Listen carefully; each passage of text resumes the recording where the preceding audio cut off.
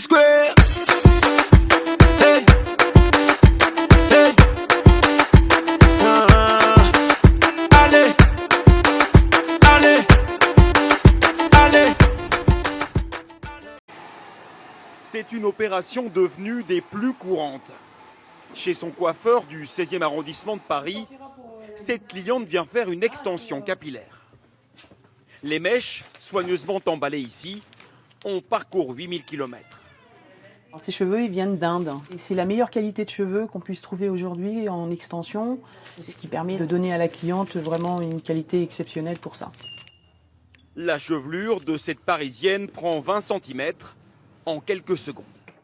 Étant donné que je considère que les Indiennes ont les plus beaux cheveux du monde, voilà, maintenant j'ai mon petit côté indienne. Et pour cette qualité, il faut mettre le prix. Ces quelques mèches sont facturées 1000 €. Et voici probablement d'où elles viennent. Dans cette région au sud-est de l'Inde, la religion est partout. Rien n'est trop précieux pour les dieux de l'hindouisme.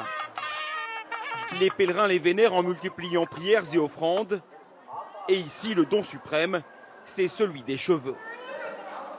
En signe de sacrifice et de gratitude, y compris pour les enfants. C'est la première fois que je donne mes cheveux. Et tu les donnes à qui? C'est pour les dieux.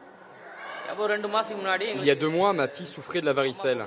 Nous étions très inquiets et nous avons beaucoup prié en promettant que si elle guérissait, on viendrait au temple et on offrirait ses cheveux. Après le rasage, les cheveux les plus longs sont placés dans cette boîte à offrande. Personne ne sait où ça partira. C'est simplement un don au temple. Allez-y, mettez-le dans la boîte. Après, les temples vont vendre ces cheveux aux enchères, dans le plus grand secret. Les caméras sont interdites. Le prix dépend de la longueur des mèches, jusqu'à 350 € le kilo pour les plus longues. Rien que dans ce camion, il y a 170 kilos de cheveux, des dizaines de milliers d'euros. Les acheteurs, ce sont des usines spécialisées comme celle-ci, où des ouvrières transforment ces masses de cheveux ébouriffés en de jolies couettes. Voici les cheveux qu'on rachète au temple. Ils ont cet aspect. Les ouvrières les trient par catégorie. Donc chaque mèche est démêlée et elles sont finalement attachées ensemble.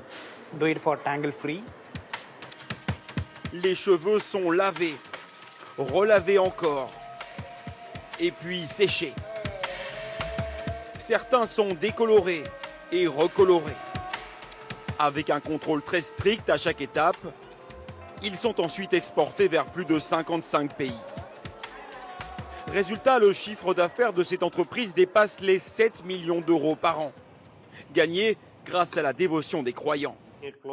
Un commerce juteux que le directeur assume totalement. Les temples reçoivent les cheveux gratuitement des femmes. Et ils dépensent l'argent que nous leur donnons pour des œuvres de charité. Ils nourrissent les plus pauvres, ils financent des universités, des hôpitaux. Le fait d'acheter ces cheveux est une bonne chose, car nous transformons des déchets en produits d'exportation. Imaginez, s'il n'y avait pas ce marché, le temple les jetterait. Dans les temples, pour avoir le droit de se faire raser la tête, les croyants doivent même payer un peu moins d'1 € pour cette offrande. Ils n'ont aucune idée de ce qu'il adviendra de leur chevelure. Vous saviez que vos cheveux étaient revendus ensuite? Ah non, ça je ne le savais pas. Si mes cheveux sont vendus, ce n'est vraiment pas bien. Seuls les responsables du temple savent ce qui se passe après. D'un geste de dévotion est né un business mondial. Dans quelques semaines, ces cheveux rejoindront d'autres têtes à Paris ou ailleurs. P-Square.